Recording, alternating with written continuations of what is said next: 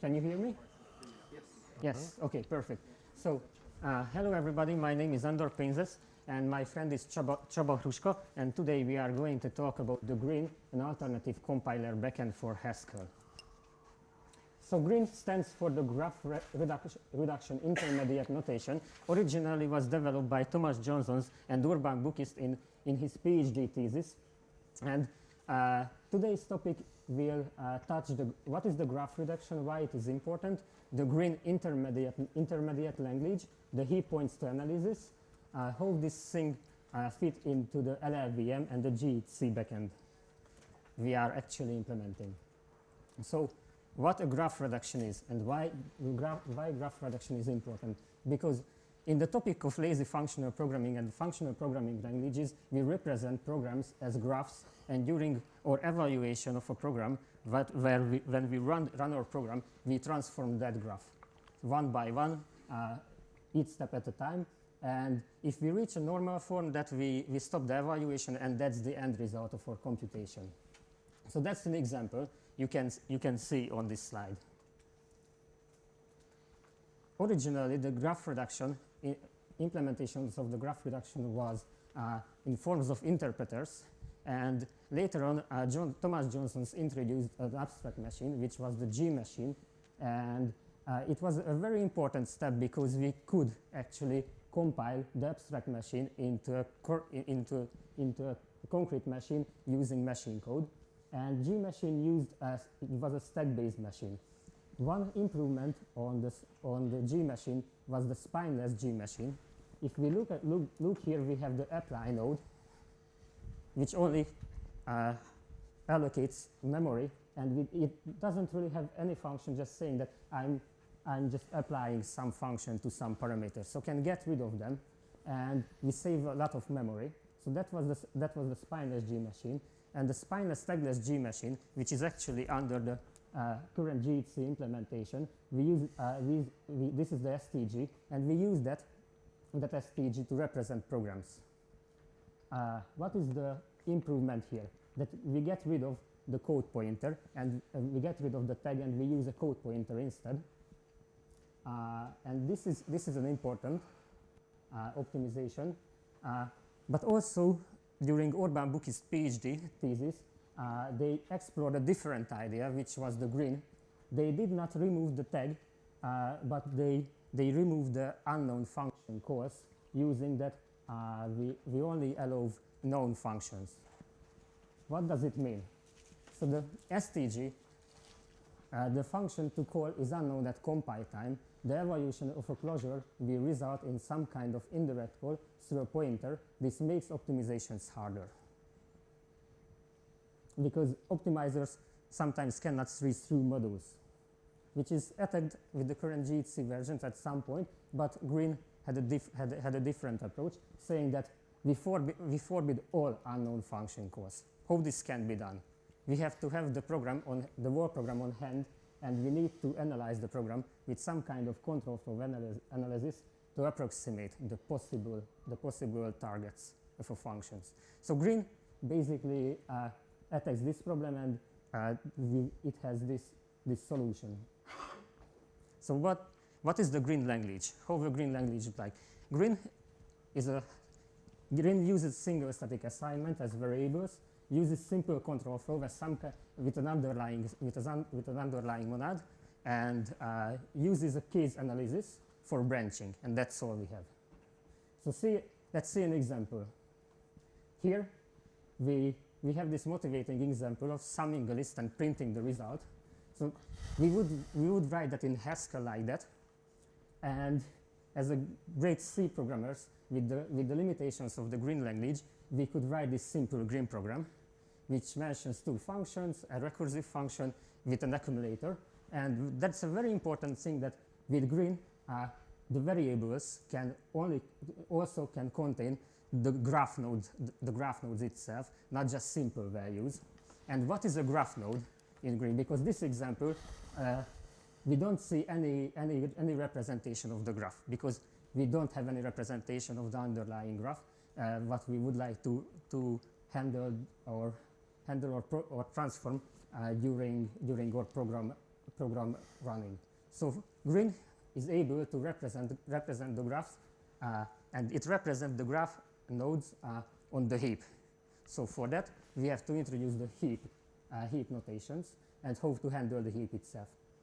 So extending the example, we create two functions, the up2 and the sum, and the up2 builds a list lazily, and the sum destroys it. And the same example is represented in GRIN.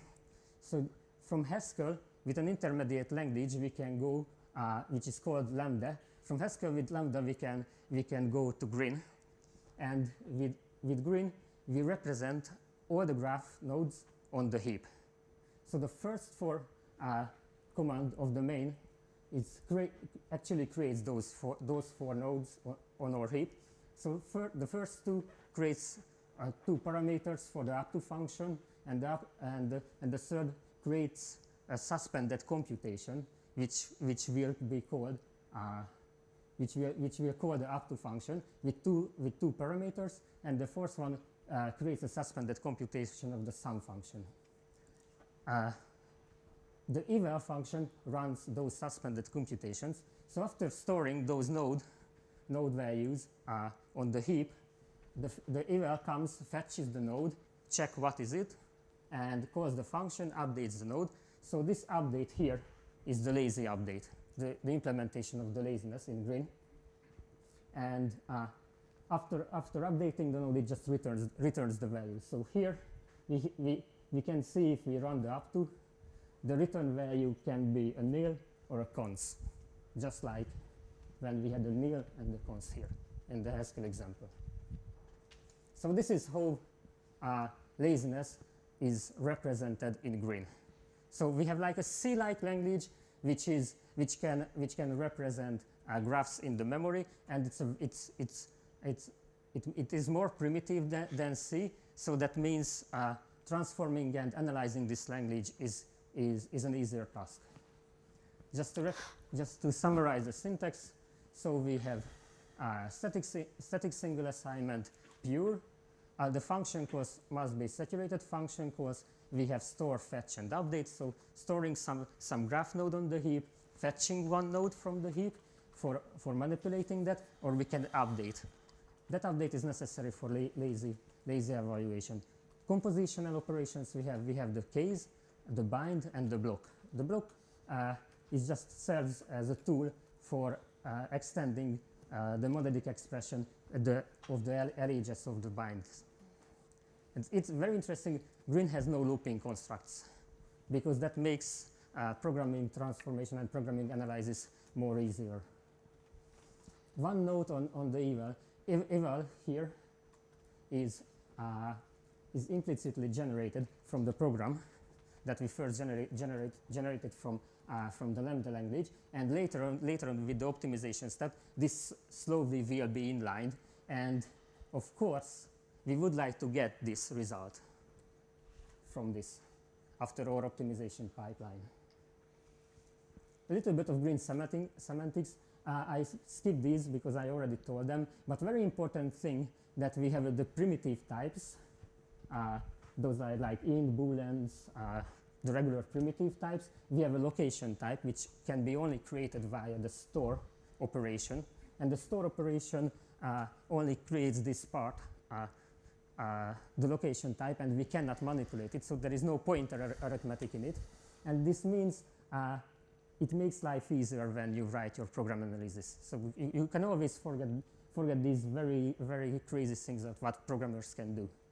And how we represent the nodes via this constant tag node type, wherever a node will denote its usage, so it will be some kind of constant value or some kind of suspended function call.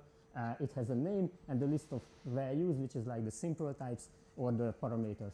So here it's like we had the up to with two parameters, which pointed to the two parameters of the up to function. So we have this very simple language, and with its very simple constructs, and we would like to have an analysis on that simple language which could tell us what are the possible values of a variable and what are the possible values that can be stored on the heap. And this analysis is called the heap points to analysis.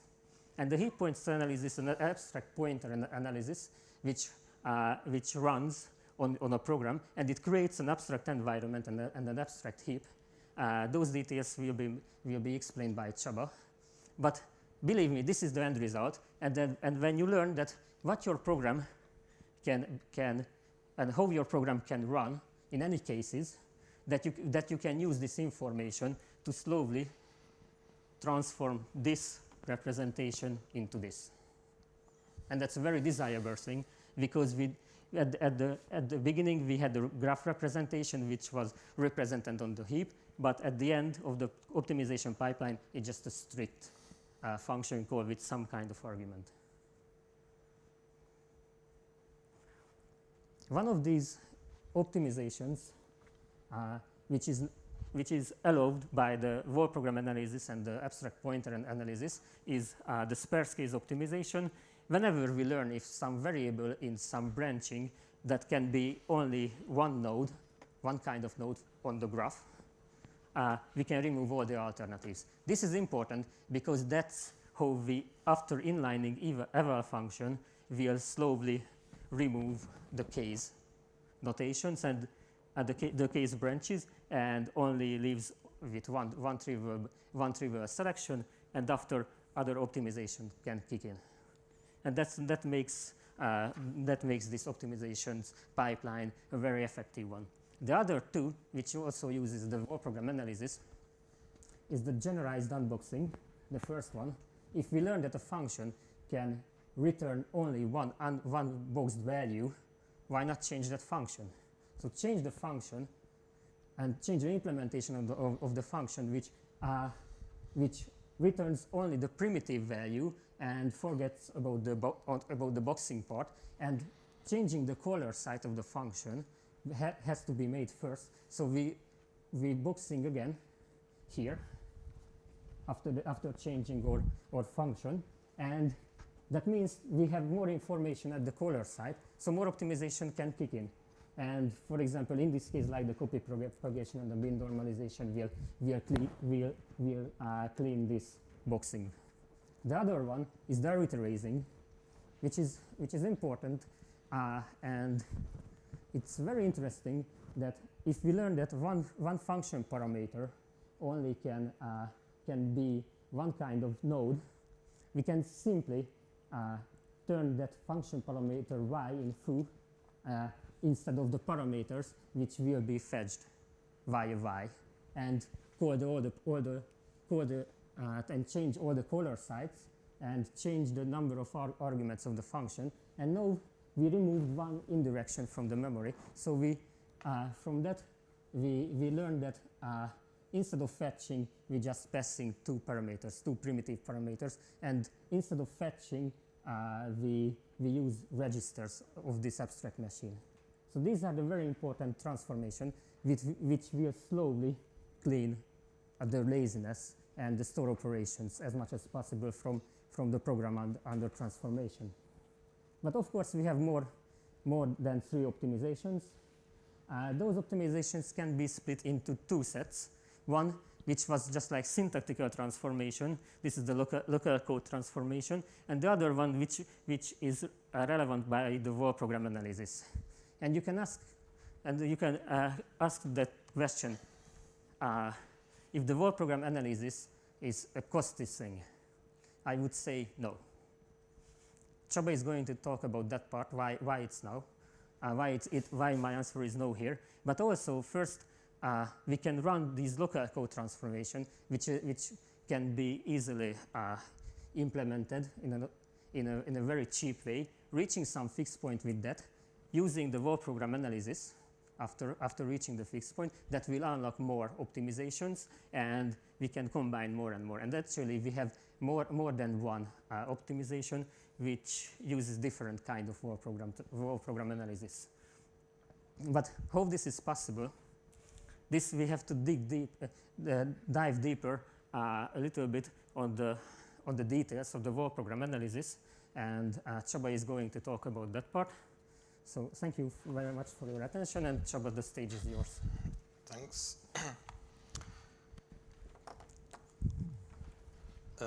So to drive the optimizations, we have to feed them with useful data, and that's why this whole program analysis is done. So specifically, it's really useful if we can tell the control flow and calculate the control flow of our program. So GRIN is an intermediate language for lazy languages, and if we calculate the control flow for GRIN directly in the usual way, like when we just check the function calls in the abstract syntax tree and construct the call graph according to that, we won't get the control flow of our lazy program. We get the control flow of our GRIN program, which is the strict version. But GRIN encodes the suspended computation as nodes on the heap. They are written to the heap by the store. So eventually what we want is to somehow understand the runtime content of the heap during the compile time. And that's a tricky thing. But if we could do that, then we could construct the actual control flow of our lazy program. So it is not possible to predict precisely the runtime content of the heap, but we can approximate it. The idea here is to model the heap with a bounded version of itself. So the unbounded heap, which would be the runtime heap, let's model it with a bounded heap during compile time. And that's surely an approximation, but with this idea and abstract interpretation, we can do the control flow. And the abstract interpretation is basically a program evaluation with an alternative semantics on the same AST.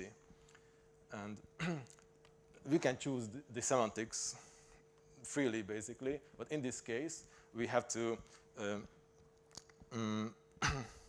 craft it for our needs, and our semantics will track only the relevant things what we care about, which is the node tag, and how it's passed through the variables and the bounded heap during the abstract evaluation. And we just ignore everything else. Okay, to do the abstract evaluation, we need to specify our abstract machine. That machine operates an abstract value.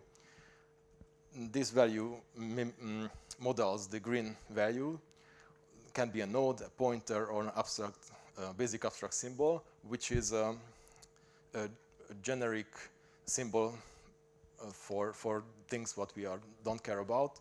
The pointer is an index for the abstract location, and the node models the GRIN node, which has a tag and an arity size vector, which can contain an abstract value also. The abstract heap size is selected according to the number of store operations what are in our program AST.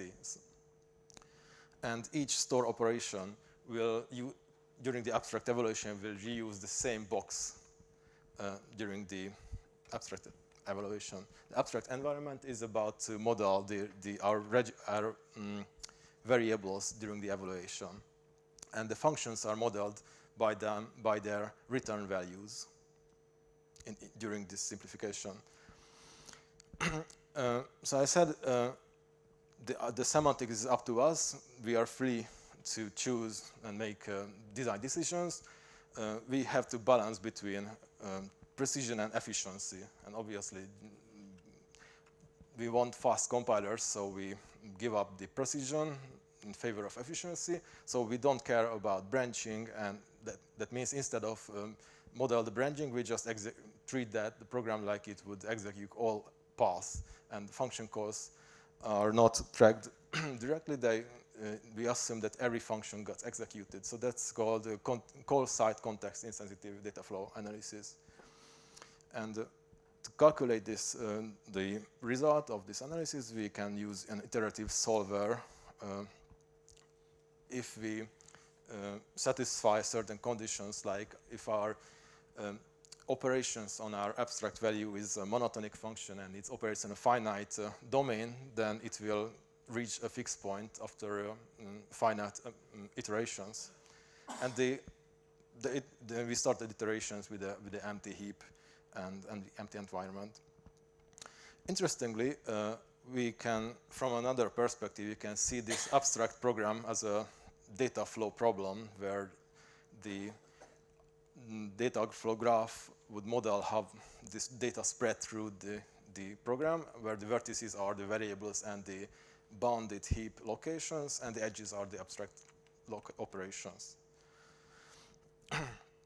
So the actual operations, what we can do with these abstract values is the create, merge. We can create abstract value, merge them, and project them. So the create is a simple one. We just create a symbol. The merge merges two values together, maintaining its internal structure. Like as you can see, we have two cons nodes in our abstract setting. Then we merge them. Then their items will be merged per item, maintaining the position. Project is about to extract some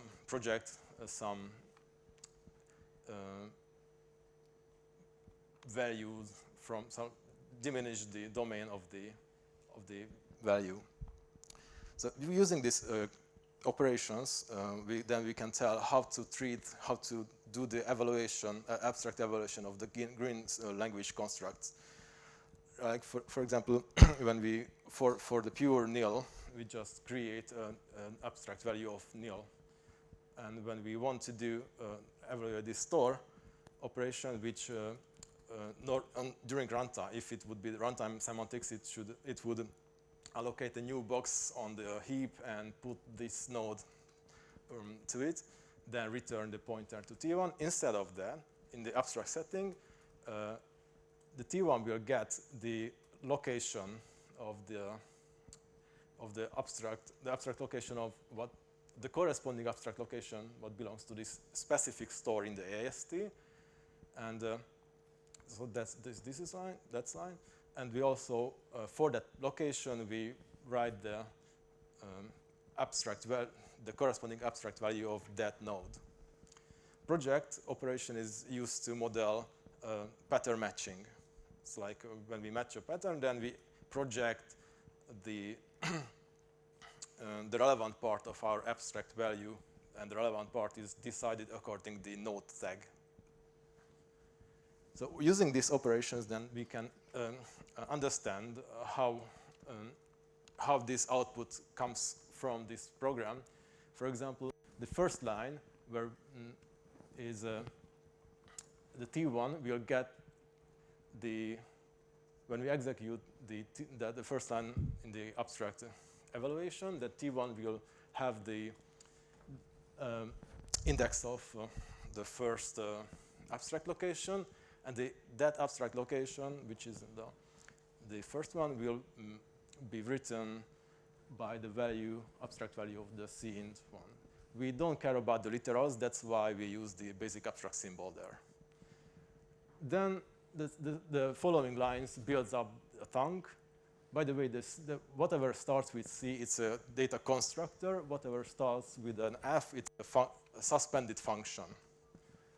So here we build a tongue, then eval will force the tongue eventually. And so if we check what belongs to T4, it's the location 4. It contains the tongue, and during when finding the fixed point, it will be filled additional values like CNIL and CCons. Let's see why they are there. So eval will force this sum, and that means it will call the actual sum function, which will force its parameters and do the calculation, and will return the value of its computation, which is cint, and eval will update it if the same location in the end. That's why cint gets to the location 4 beside the f sum. So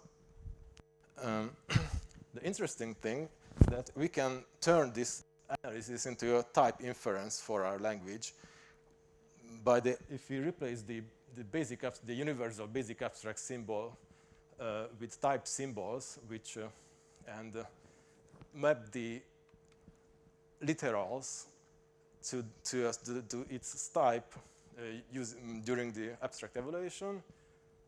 Yeah, and the type of the literals are easy to extract because they explicitly typed. I mean, the literals are explicitly typed. So anyway, if we track that type symbols using the same analysis, then a nice type environment will be built for us. So we can say that our GRIN language is an implicitly typed language. And this type information is really useful because LLVM needs types anyway, and this is handy. Okay, so we have the semantics of our abstract evaluator, and let's see how can we implement it. We can do a regular interpreter, like that's the usual way normally, but that has an interpretational cost, like the same AST will traverse over and over again, the same pattern matching will be done, and maybe our host language will use GC or whatever, so a lot of redundant calculations going on underneath.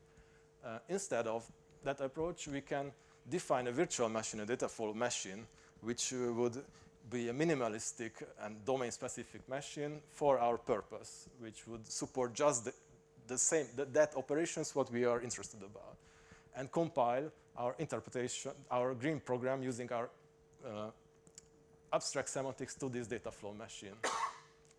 And this data flow machine can be a generic one, and it can operate on a finite domain. That finite values could be modeled in sets. And interestingly, the instruction order doesn't have effect on the results. It will always, doesn't matter the instruction order, it always get the same result, which is really nice because we have a freedom on the implementation for the evaluator. So we can build an interpreter for this machine, which is useful for debugging, obviously, or we can have an efficient one using a JIT compiler, or we can even use GPU or whatnot. So with this architecture, if we want to write a new data flow analysis, then eventually we have to write a code generator for our generic machine, and that code generator should also create a mapping from our analysis domain to the generic machine domain, which is integers.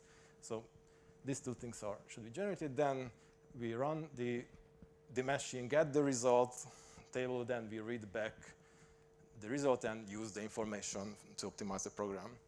We have some optimizations. Each has a corresponding, so each analysis has a corresponding optimization. For example, this he points to analysis helps the sparse case optimization to remove impossible cases in the program. And during the analysis, we track the node tags. The sharing analysis is about, with the corresponding update elimination, helps to remove useless updates, which decreases the bandwidth of memory. And it tracks the variable, the linearity property. And the most interesting one is the created by analysis, which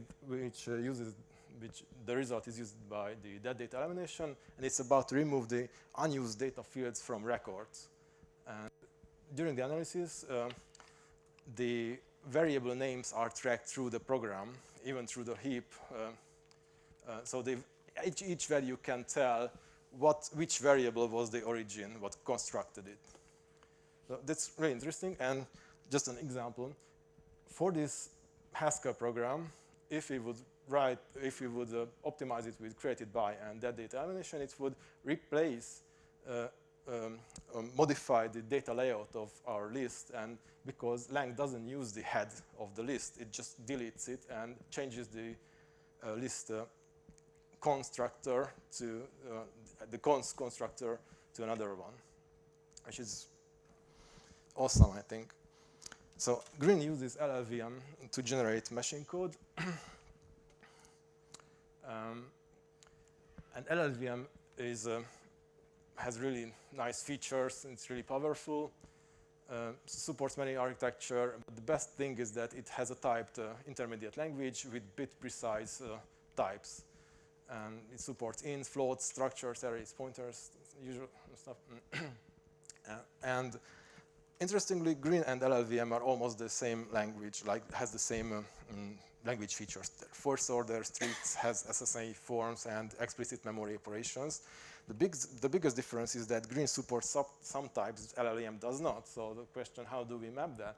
And luckily, with the result of heap points to analysis, it's easy to translate some types to tagged unions, which are structures basically. So we get a bounded size for every value what we can have during the evaluation. During the compilation, the variables are mapped to LLVM registers, and I have to emphasize that this means even tongues can pass through as function arguments in registers, suspended computations in registers, which is much faster than using the memory for that. I will not talk about the garbage collector. The Urban book is the PhD thesis explains the details, and the same method can be implemented using LLVM stack maps. As a demo, so to show the system's capability, let's start with the same program, what we've seen in the beginning, the summing of the lazy list, has a lot of memory operations. The GRIN optimizer can, with the heap points to analysis, can remove everything, every memory operations. You can see no GRIN in the middle. Then we compiled it to LLVM, and it optimized it even further to a constant, print constant. And we started with the lazy program. So that's why I believe that this is really powerful. So obviously we need to feed the optimizer with programs, and we choose to use GHC for that. The issue here is that GHC compiles the programs per module and doesn't serialize the functional representation of that. So two modifications need to be done. One is to save either core or STG during the module compilation. The other one is we have to modify the linker phase to call on external core or STG linker, passing the STG modules for the whole program to an external tool. In this case, GHC GRIN is the external tool which will turn STGs to GRIN, and the optimizer will take and LLVM will do the rest. So we did this modification to GHC. Ideally, it would be done through compiler plugins, but for now it's just hacked into it. Later on, it will be done nicely. But anyway, it works out of the box with the normal Haskell tooling. Like we have a sample project which uses our whole program compiler with stack. Now we are working on the STG to GRIN translator, and the next thing, which is the most important, to have benchmark, big program to benchmark, and just to validate this approach is a good direction. The another interesting thing is it's possible to expose LLVM types and primops to Haskell through GRIN, and that would allow more sophisticated primitive types and operations for the Haskell programmers. Like you would have access for SIMD operations, whatever LLVM supports. I mean, I can imagine such an extension. So that's an idea and something what you want to check. Thank you for your attention, and if we have time for questions, I'm not sure.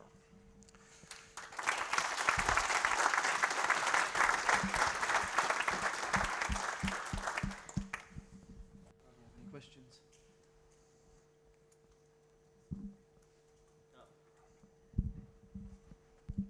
How do you generate the LLVM code? Do you use any libraries? Do you use the LLVM code that's already in GHC? Or do you have your own libraries for it? Like, what do you mean? How do you generate the LLVM bytecode? Like, do you have your own libraries? Do you use No, we use LLVM HS. Oh, okay, cool, thanks.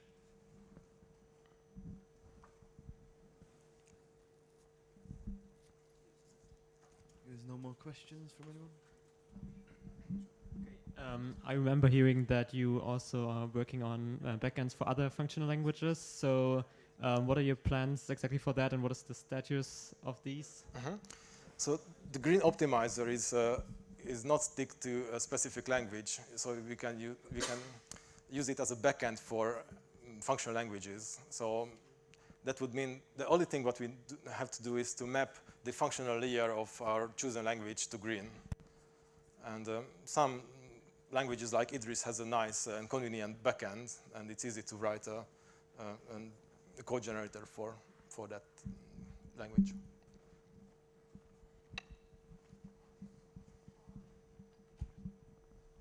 Do you have any idea if, when this all works, if say I let my program compile for a week, how much better the object code might be? Pardon?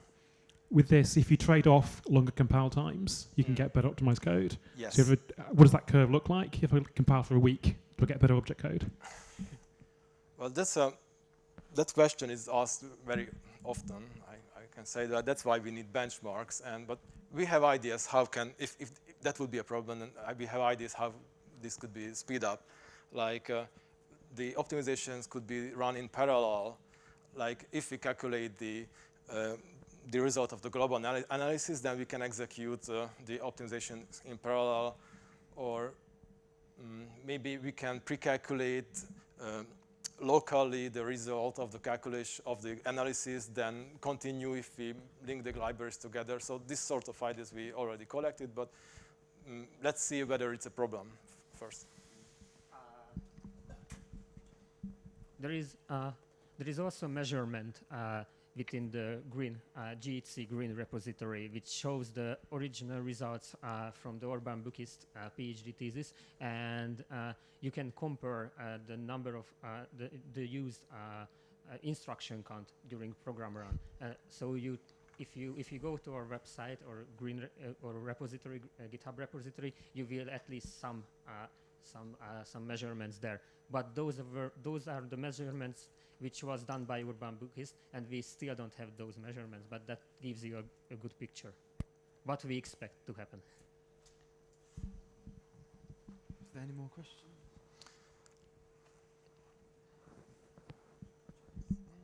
Thank you very much for that. Thank you.